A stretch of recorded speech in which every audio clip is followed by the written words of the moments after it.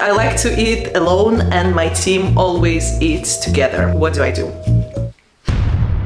All right, here's what we're gonna do. I'm gonna take a few work-related questions/complaints that I have heard from my friends or my colleagues, and I will try to give my best advice on the topic. By the way, I'm Elena, senior manager. I work in IT, in HR, and apparently I have opinions on things. I usually prepare and script my videos, but this time I wanna change the format a little bit and try to have it more relaxed, just like a conversation, just you and me, okay? Let's go. All right, here's the first one. I recently became a team lead, and now I have to hire people in my team, and I need to lie about how good is it to work here. Well, unfortunately, I've heard that, especially from people who became managers recently. I mean, the premise is quite clear, right? So there is something that you're maybe not fully happy about your job, and when you have to hire people to your team, you kind of feel a need to sugarcoat this in order to most probably get a very good candidate. Now, the struggle is understandable. I can imagine how it can be painful and frustrating. But the very first thing I would suggest to do in this situation is to actually ask yourself, what are the specific things that you feel that you have to lie about? Meaning, on the interview, like what is exactly things that you don't want to expose? For example, it can be toxic culture in the team, need to overwork in this particular department or division, your director has a bad temper or something like that. So the first thing and the first step is, what is exactly what you feel a need that you should lie about? That's very important, because when you do that, you need to do kind of a reality check. Here's the thing. A lot of things that are absolutely unbearable or like very annoying to you can be pretty okayish for other people. I always talk to my friends about their work, and when they share their struggles and what they are unhappy with in their job, quite often I'm like, doesn't sound too bad to me. I mean, of course, there are universally outrageous stuff, but like from my experience, most of it kind of subjective. And if it's subjective, then we should not attempt to think on behalf of the person we're about to hire. Of course, we need to be clear and explicit about the challenges in the role. But with that, we give this person a chance to decide. In the end, if there is something in the culture of the company that you cannot affect, and if this person who will join the team will find it out after he or she joined, they'll just leave. Although it's not necessarily a bad thing. I think there is a notion that, especially for the new managers, for people who became managers recently, that if you hired someone and this person left, this is like tragedy. But it's actually normal. I would say it happens. It happens with experienced manager, it happens with new managers. I would even suggest to look at it from a positive lens, from a positive perspective. If there is no fit, if the person was unhappy with the job or with the culture or with the company or with anything there, maybe it's good for you and good for the team. You will have a chance to find someone who will be a better fit for the role. But going back to the question, if the role has challenges, let's be explicit about it. Of course, let's not over dramatize.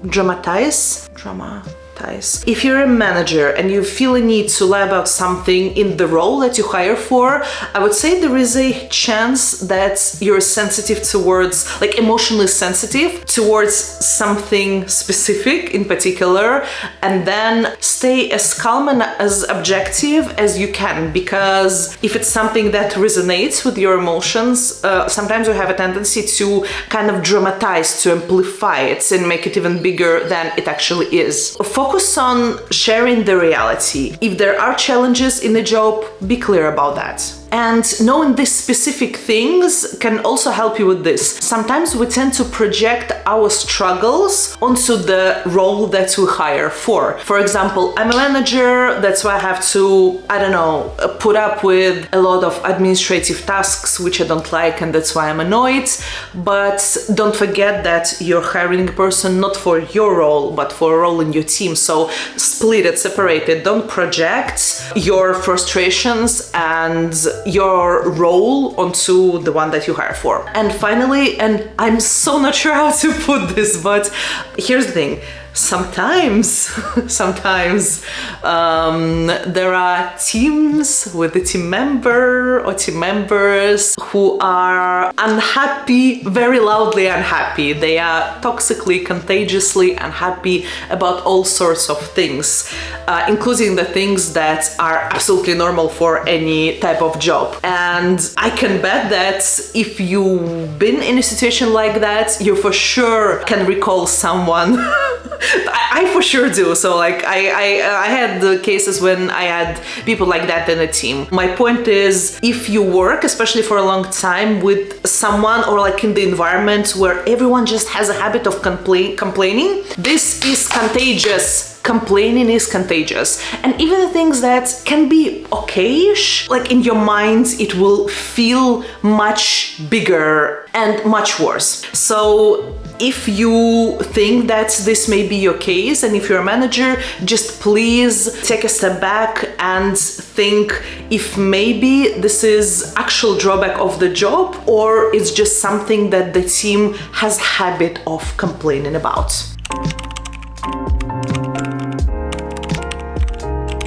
Alright, the second one. My boss is not interested in the results of my work. I know that I do an important job, but looks like every time I achieve something, my manager is not impressed and does not even care about the results. Let's talk about this. The first thing that we're gonna do is to do a reality check.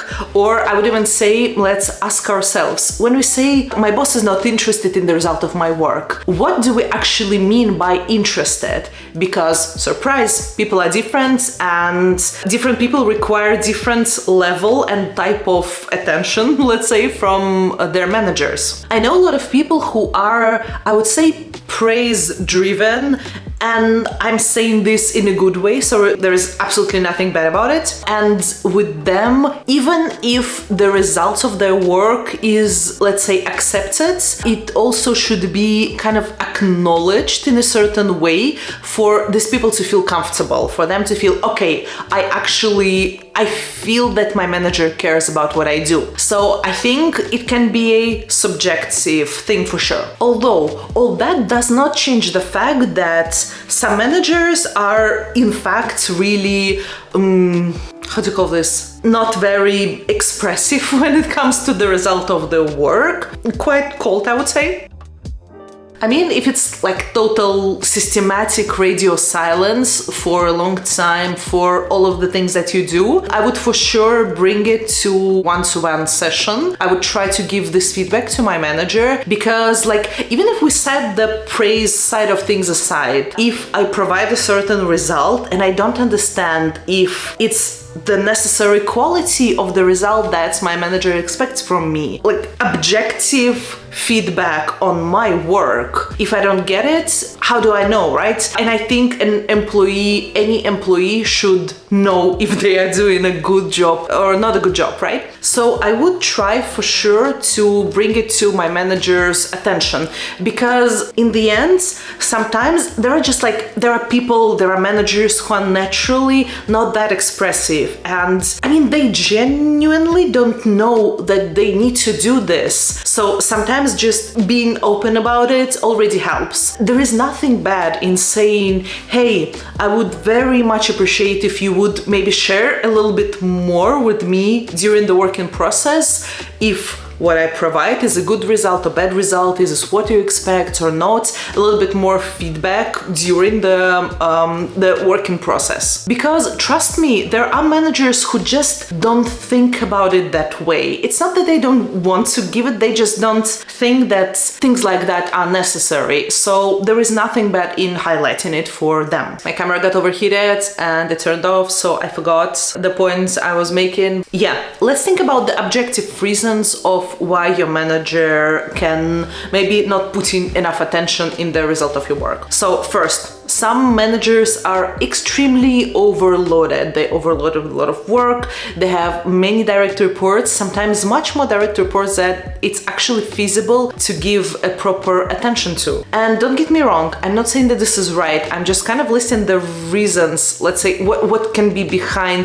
the situation that you found yourself in. Your manager can be overloaded with work, or have too many direct reports, or just generally too many focuses. Also, sometimes the, let's say, priorities of the team or department or whatever your manager is leading, the priorities can be not exactly where you are. And it doesn't mean that your work is not important. I actually remember in my experience that several parts of the same department can have a different level of importance depending on what company is going through. This year or this quarter, the focus may be on one particular side or part of the organization, and then the other one. So maybe your manager is kind of forced to focus on the other parts and put more energy and attention somewhere where it's right now more urgent, and this is not the place or the part where you're currently working. I mean, things like that are happening all the time, so I wouldn't call this, as it is, an unusual or weird situation, but I think that with giving a feedback to your manager with this specific, to highlight the specific things that you lack, so should be enough. Also, and I understand that I'm kind of stepping onto a little bit of a dangerous territory now, but if you realistically see that your manager is giving you enough feedback, but you miss this praise element, although I think that praising, maybe there is a better word in English for that, but like praising is in a positive connotation, in a positive way. I think it's absolutely normal, especially if there is occasion for that. But if you struggle with a lack of this praise that your manager for some reason cannot provide you, unable to provide because of all the reasons that I said before, I would suggest maybe reflecting a little bit on why do you think this praise is that important for you? Because I think that often the extent to what our managers and peers kind of praise us and praise our work defines our worth in our minds. We don't really feel that we actually did a good job if we were not praised enough, even if we actually did it. And this is a little bit sad, because if we're always dependent on other people telling us that we did a good job, I mean, it actually opens a very big field for manipulations, right? A smart and cynical enough manager that is cynical enough can use it to his or her advantage to basically squeeze you like a lemon with just providing a lot of big and loud words and compliments, which is also not nice. So I would ask, are there any other ways apart from being praised that would convince you or that would signal you that you actually did a good job and you can be proud of yourself? I would try to disconnect my feeling of achievements, of working achievements. I would try to disconnect it from my manager's feedback, especially if there is nothing you can do about it. So for example, you gave a feedback, you talked to your manager, and you just know that there is nothing you can change. The focuses are not there, but you still don't want to struggle in your work. Okay, and the last one. I like to eat alone and my team always eats together. What do? I cannot count how many times I've been asking myself this exact question. When I was an employee, when I started as manager, all like throughout my career. If you don't know what I mean, if you don't understand the struggle of this question, like it's not just about a momentary situation. Let me explain. First of all, there is a very, very famous and like rightfully so famous book that is called Never Eat Alone. It's a book that describes, like, of course, it's not only about eating, not alone. It describes a very interesting and like pretty cool take on how to approach networking, how to create connections, create meaningful connections. And although, I mean, I read this book many years ago and it helped me, like as much as it helped a lot of, I'm pretty sure like thousands and thousands of people.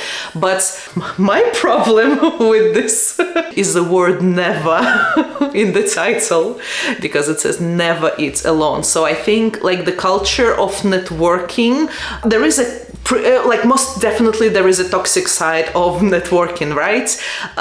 You feel a need, you feel that you have to network all the time. You have to create connection, you have to use every social situation that you find yourself in to kind of create these connections and work on your network. Now, the other side of the equation, and the other side is almost all my life I spent working in IT. I worked in IT when it was very unpopular to be a woman in IT, when it was practically a lot of bearded fellas in a basement. I think that IT and tech is a field where the percentage of introverted people was relatively higher than in other domains, in other departments. That's why I think I observed this confrontation of two polar takes on networking, like on steroids. So on one hand, we have people very much charged to do the networking connections, a lot of small talks, a lot of sometimes borderline aggressive communication. And on the other hand, we have people sometimes even in a higher position who are so uncomfortable with that, to the extent that even a healthy level of kind of social contacts make them feel anxious, make them feel uncomfortable. You almost develop a habit of being suspicious and trying to kind of like push back when someone is approaching you, just because you had experience with a rather toxic networking styles. Also, at some point of my career, I switched to jobs inside IT, within IT, but the nature of the job was more on the communicate with a lot of people kind of style. It was like project management, service management, all the jazz. And compared to for example, developer that is sitting next to me, I'm spending much more time of my work talking to people. And I remember that I was even looking for ways to go for lunch in the time slot where no one is having it, just to eat alone, just because I was so tired of talking. And even if we set the idea of the networking aside, of course it's nice to have lunch with your team, it's nice to have a little bit of informal conversation, but when you actually apply it to the reality, it appears that different people have different definition, let's say, of this, I don't know, maybe like a work-life balance. And for many years, I was very, very uncomfortable with having lunch together with the team, because for me it was a social situation that I cannot say I was like uncomfortable with. It was okay. I also treated, I think I treated it as a part of the job maybe. So it didn't feel like rest, it felt like a job when you're having lunch with your team. And it took quite some years for me to learn about myself well enough to start looking at it differently, as well as start looking at networking differently. But I don't know, I think if I would need to come up with like a motto for what I advocate for, I would call it "you can eat alone," because I think that's the point, right? You need to have a balance. You need to also be compassionate towards yourself. I know so many people who are so uncomfortable with this aggressive approach of dealing with social situations. Let's keep it balanced. If you want to eat with your team, do that. If not, find a gentle ways to explain that and organize to yourself a quiet time. Prioritize your mental health. This is more important, I promise, and I feel you had the same problems for many, many years. That's it for my first Q&A experiment. My camera has almost died, it's overheated, so I have to wrap it up.